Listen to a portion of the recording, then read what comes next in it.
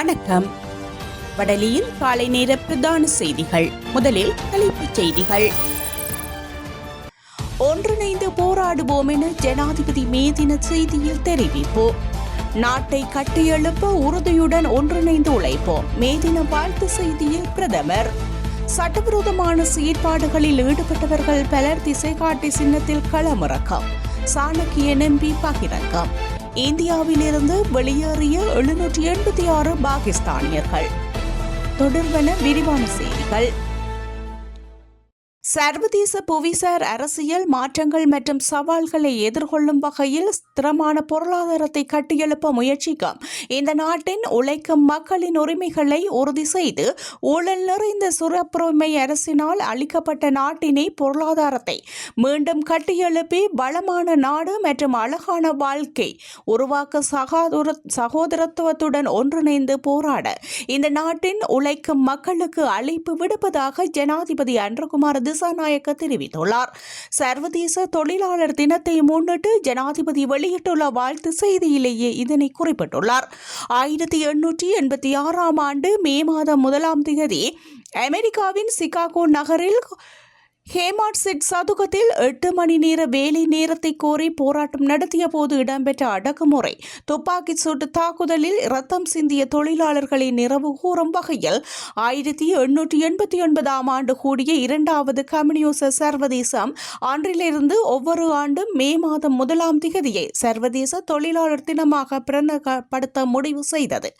இலங்கையில் உழைக்கும் மக்கள் உட்பட பொதுமக்கள் இந்த முறைமை நாட்டின் ஊழல் மிக்க சிறப்புரிமை அரசியலை முடிவுக்கு கொண்டு வந்து மக்கள் நேய ஆட்சியின் கீழ் நாடும் சமூகமும் ஆழமான சாதகமான மாற்றத்துடன் சர்வதேச தொழிலாளர் தினம் கொண்டாடப்படுகின்றது. ஒரு சில குடும்பங்கள் மற்றும் பரம்பரைகளால் 76 ஆண்டு காலமாக மேற்கொள்ளப்பட்ட ஊழல் ஆட்சியை முடிவுக்கு கொண்டு வந்தது. இந்த நாட்டின் அரசியலில் குறிப்பிடத்தக்க திருப்பு முனையை குறிக்கும் வகையில் கடந்த ஜனாதிபதி மற்றும் பொது தேர்தல்களில் இன மத வேறுபாடின்றி இந்த நாட்டின் அனைத்து மக்களும் செயல்பட்டனர். இந்த மக்கள் ஆணையின் அபிலாசைகளை உணர்ந்து நாட்டின் பொருளாதார சமூக அரசியல் ரீதியான திருப்பத்தை ஏற்படுத்துவதற்கான தேசிய மக்கள் சக்தி செயலாற்றுகின்றது. ஊழல் நிறைந்த சிறப்புரிமை அரசியல் முறைமையால் பாதாளத்திற்குள் தள்ளப்பட்ட இந்த நாட்டின் பொருளாதாரத்தை மீட்டெடுத்து நிலையான ஆரம்பத்தை ஏற்படுத்துவதில் தற்போது நாம் வெற்றி பெற்றுள்ளோம் என தெரிவித்துள்ளார். அரசு தனியார் தொழில் முயற்சியாளர்கள் மற்றும் தொழிலாளர்கள் உட்பட அனைத்து உழைக்கும் வர்க்கத்தின் பொருளாதார சக்திகளையும் வலுப்படுத்த அரசாங்கம் ஒரு முறையான வேலை திட்டத்தை தயாரித்துள்ளதுடன் நாட்டை தன்னிறைவு பெற செய்வதில் முன்னணியில் இருக்கும் விவசாய சமூகத்தை வலுப்படுத்தவும் தயாராக உள்ளதாக பிரதமர் ஹரணி அமரசூரிய தெரிவித்துள்ளார். சர்வதேச தொழிலாளர் தினத்தை முன்னிட்டு அவர் வெளியிட்டுள்ள வாழ்த்து செய்தியிலேயே இதனை குறிப்பிட்டுள்ளார். உழைக்கும் மக்களின் வியர்வை ரத்தம் மற்றும் உயர் தியாகங்கள் நிறைந்த வேதனையான வரலாற்றை முடிவுக்கு கொண்டு வந்து ஒரு வெற்றி ஆண்டில் ஒரு மக்கள் அரசாங்கத்தின் கீழ் 139வது சர்வதேச தொழிலாளர் தினத்தை கொண்டாடுகின்றோம். 75 ஆண்டுகளாக ஆளும் வர்க்கத்தின் அடக்குமுறையை எதிர்த்து நின்று ஊழல் ஆட்சி அரசியலுக்கு முற்றுப்புள்ளி வைத்த மக்கள் அரசாங்கத்தின் கீழ் இந்த ஆண்டு தொழிலாளர் தினம் கொண்டாடப்படுவது ஒரு வரலாற்று மைல்கல்லை குறிக்கின்றது. குலவாதம், அரசியல் பக்கச்சார்புகள் மற்றும் உறவினர்களுக்கு சலுகை அளித்தல் போன்றவற்றால் அநீதிகளுக்கு உள்ளான உழைக்கும் மக்கள் 2024ஆம் ஆண்டில் இந்த முழு அரசியல் கலாச்சாரத்தையும் தலைகீழாக மாற்றும் ஒரு சவாலான முடிவை எடுத்துள்ளனர். இது படுகொலைக்கு இழுத்து செல்லப்பட்டிருந்த நாட்டை கட்டியெழுப்புவதற்கான ஒரு துணிச்சலான நடவடிக்கையாகும். ஒரு மக்கள் நேய அரசாங்கமாக மக்களின் தேவைகளை மிக சரியாக அடையாளம் காணவும் சீர்குலைந்த பாதையில் பயணித்துக் கொண்டிருந்த பொருளாதார அரசியல் சமூக கலாச்சார மற்றும் சட்ட கட்டமைப்பை சரியான பாதைக்கு மீட்டெடுப்பதற்காக நாங்கள் கடுமையாக உழைத்து வருகின்றோம். பல ஆண்டுகளாக இந்த நாட்டை பாதித்து வரும் ஊழலையும் அநீதியையும் ஒரே இரவில் மாற்ற முடியாது என்றாலும் அரசாங்கம் படிப்படியாக எல்லாவற்றையும் நிறைப்படுத்தி மக்களின் தேவைகளை பூர்த்தி செய்யும் வகையில் கட்டமைப்பு மாற்றங்கள் மாற்றங்களை செய்து வருகின்றது. அரசு, தனியார், தொழில் முயற்சியாளர்கள் மற்றும் தொழிலாளர்கள் உட்பட அனைத்து உழைக்கும் வர்க்கத்தின் பொருளாதார சக்திகளையும் பலப்படுத்த அரசாங்கம் ஒரு முறையான வேலை திட்டத்தை தயாரித்துள்ளதுடன் நாட்டை தன்னிறைவு பெற செய்வதில் முன்னிலையில் இருக்கும் விவசாய சமூகத்தை பலப்படுத்தவும் தயாராக உள்ளது. மக்களின் பாதுகாப்பு, சுதந்திரம் மற்றும் உரிமைகளை பாதுகாக்கும் அதே வேளையில் மிகவும் ஸ்திரமான மற்றும் நம்பகமான எதிர்காலத்தை அடைவதற்கு நாம் ஒன்றிணைந்து நம்மை அர்ப்பணிக்க வேண்டிய ஒரு காலகட்டத்தை நாம் கடந்து செல்கின்றோம். நாம் வென்றெடுத்த உரிமைகளை பாதுகாத்து நாட்டை கட்டியெழுப்ப உறுதியுடன் ஒன்றிணைந்து உழைப்போம் என பிரதமர் குறிப்பிட்டுள்ளார்.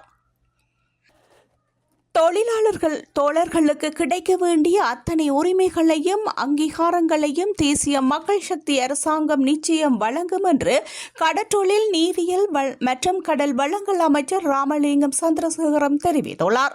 சர்வதேச தொழிலாளர் தினத்தை முன்னிட்டு அவர் விடுத்துள்ள வாழ்த்து செய்தியில் குறிப்பிட்டுள்ளார். இந்த உலகை இயங்கிக் கொண்டிருக்கும், உலக மக்களை வாழ வைத்துக் கொண்டிருக்கும் அத்தனை தொழிலாளர்கள் தோழர்களுக்கும் இந்த நாளில் எனது புரட்சிகரமான வாழ்த்துக்களை தெரிவித்துக் கொள்கின்றேன். அன்று முதல் இன்று வரை எமது நாட்டில் பொருளாதாரம் உள்ளிட்ட அனைத்து விடயங்களிலும் தொழிலாளர்கள் வழங்கி வரும் பங்களிப்பு அளப்பெரியவை. எனவே உடலாலும் அறிவாலும் உழைக்கின்ற இவருக்கும் இந்த இடத்தில் அநீதி இழைக்க இடமளியோம். உழைப்பு சுரண்டலுக்கு எதிராக கடும் நடவடிக்கைகளை நாம் எடுக்க தயாராக உள்ளோம். எமது நாட்டில் மலையக பெருந்தோட்ட தொழிலாளர்கள் தமது உழைப்பை மட்டுமல்ல உயிரை கூட இந்த நாட்டு மண்ணுக்காக உரமாக்கியுள்ளனர். எனவே அந்த மக்கள் தலைமையிலிருந்து வாழக்கூடிய சூழலை நிச்சயம் நாம் உருவாக்குவோம். தோட்ட காணிகளை தொழிலாளர் தோழர்களுக்கு பகிர்ந்தளித்து அவர்களின் வாழ்வாதாரத்தை மேம்படுத்துவது தொடர்பிலும் ஆராயப்பட்டு வருகின்றன என அவர் தெரிவித்துள்ளார். இந்த ஆண்டும் இந்த நாட்டில் உள்ள அரசியல் கட்சிகளும் அமைப்புகளும் தொழிலாளர் தினத்தை கொண்டாட மே தின கூட்டங்களையும் பேரணிகளையும் ஏற்பாடு செய்துள்ளன. அதன்படி கொழும்பு நகரில் அரசியல் கட்சிகள் மற்றும் தொழிற்சங்கங்களினால் 14 மே தின பேரணிகள் மற்றும் கூட்டங்கள் ஏற்பாடு செய்யப்பட்டுள்ளன. இதற்கமைய தேசிய மக்கள் சக்தி தனது மே தின கூட்டத்தினை காலி முகத்திடலில் நடத்தவுள்ளது. ஜனாதிபதி அன்ருகுமார திசாநாயக்க தலைமையில் நாட்டை கட்டியெழுப்பும் மக்கள் சக்தி அணி திரளும் என்ற தொனிப்பொருளில் இந்த மே தின கொண்டாட்டம் நடத்த திட்டமிடப்பட்டுள்ளதாக கூறப்படுகின்றது. அதே நேரம் ஐக்கிய மக்கள் சக்தி தலைமையிலான கூட்டணி மே தின கூட்டம் ஐக்கிய மக்கள் சக்தியின் தலைவர் சஜித் பிரேமதாச தலைமையில் தலவாக்கலை லிந்துலைன் மாநகர சபை மைதானத்தில் நடைபெறவுள்ளது. நாட்டை வெல்ல தொழிலாளர் சக்தி என்ற கருப்பொருளின் கீழ் ஐக்கிய மக்கள் சக்தியின் மே தின கூட்டம் நடைபெறும் என்று அந்த கட்சியின் நுவரெலியா மாவட்ட பிரதான அமைப்பாளர் அசோக சோபல தெரிவித்துள்ளார். ஏமாற்றத்தை சகித்துக் கொண்ட போதும் இப்போது எழுவோம் என்ற துணிப்பொருளில் ஸ்ரீலங்கா பொதுஜன பெரமுன ஏற்பாடு செய்துள்ள மே தின கூட்டம் நுகியகொடை ஆனந்த சமரகோன் திறந்தவெளி அரங்கில் நடைபெறும் என்று கட்சியின் பொதுச் செயலாளர் சாகர காரியவம்சம் தெரிவித்துள்ளார். இதேவேளை ஸ்ரீலங்கா சுதந்திர கட்சியின் தலைமையிலான பொதுஜன ஐக்கிய முன்னணியின் மே தின கூட்ட நிகழ்வு கட்சி தலைமையகத்தில் நடத்தவுள்ளதாக அந்த கட்சியின் தொழிற்சங்க ஒருங்கிணைப்பாளர் தெரிவித்துள்ளார். தொழிலாளர்கள் தொழில் முனைவோரை நோக்கி என்ற துணைப்பொருளில் இந்த ஆண்டு மே தின பேரணியை நடத்தப் போவதாக சர்வஜன அதிகார கட்சி தெரிவித்துள்ளது. சட்டவிரோதமான செயற்பாடுகளில் ஈடுபட்டவர்கள் பலர் திசை காட்டி சின்னத்திலேயே தற்போது தேர்தலில் களமிறங்கி இருக்கின்றார்கள் என இலங்கை தமிழரசு கட்சியின் மட்டக்களப்பு மாவட்ட பாராளுமன்ற உறுப்பினர் ரசானகியன் தெரிவித்துள்ளார். மட்டக்களப்பு மாவட்டம் காக்காசுவட்டை கிராமத்தில் நேற்று நடைபெற்ற தேர்தல் பிரச்சார கூட்டத்திலேயே அவர் இவ்வாறு தெரிவித்துள்ளார். இவ்வளவு காலம் இருந்த அந்த பாதையை மாற்றி புனான பிரதேசத்தால வாகரையால் அனுப்புவோம். ஏன் வாகரில் இருக்கிற மக்கள் தமிழ் மக்கள், அந்த மக்களுக்கு யானையால பிரச்சனை வராதா? அந்த மக்கள் விவசாயம் பாதிக்கப்படாதா? இதான் இந்த ஜேவிபி அரசாங்கத்துடைய இனவாத செயல்பாடு. இன்னும் நான் இதை அறிந்தபடினால தற்காலிகமா தான் நிறுத்தி இருக்கு. இதுல எப்ப நிரந்தரமாக எப்ப முடியும் என்று தெரியாது. தற்காலிகமா நிறுத்தி இருக்கு. அப்ப இதெல்லாம் நாங்கள் இல்லாவிட்டால் இதை தட்டி கேட்கிற யாரும் இல்லை. இந்த மாவட்டங்களை நாங்கள் இல்லாவிட்டால் இதை தட்டி கேட்கிற யாரும் அப்படியே அவங்க விரும்பியபடி செய்துட்டு போவாங்க.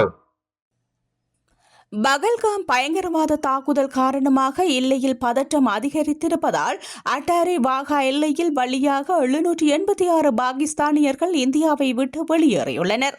பகல்காம் பயங்கரவாத தாக்குதலுக்கு காரணமான பாகிஸ்தானுக்கு பதிலடி கொடுக்க முடிவெடுத்துள்ள மத்திய அரசு இந்த விடயத்தில் ராணுவத்திற்கு முழு சுதந்திரத்தை வழங்கியுள்ளது. இதனால் எப்போது வேண்டுமானாலும் ராணுவம் தனது பதிலடி நடவடிக்கையை தொடங்கலாம் என கூறப்படுகின்றது. இந்தியா அடுத்த 24 36 மணி நேரத்தில் ராணுவ நடவடிக்கை எடுக்க திட்டமிடப்பட்டுள்ளதாக நம்பகமான உளவுத்துறை தகவல்களை மேற்கோள் காட்டி பாகிஸ்தான் தகவல் துறை அமைச்சர் அத்தாவுல்லா தரா தெரிவித்துள்ளார். இந்த நிலையில் ஏப்ரல் 24 தொடக்கம் 6 நாட்களுக்குள் 786 பாகிஸ்தானியர்கள் அட்டாரி வாகா எல்லை வழியாக இந்தியாவை விட்டு வெளியேறியுள்ளனர் என மூத்த அதிகாரி ஒருவர் தெரிவித்துள்ளார். அதே நேரம் பாகிஸ்தானில் இருந்து அட்டாரி வாகா எல்லை வழியாக மொத்தமாக 1376 இந்தியர்கள் தாயகம் திரும்ப உள்ளனர் எனவும் கூறப்பட்டுள்ளது.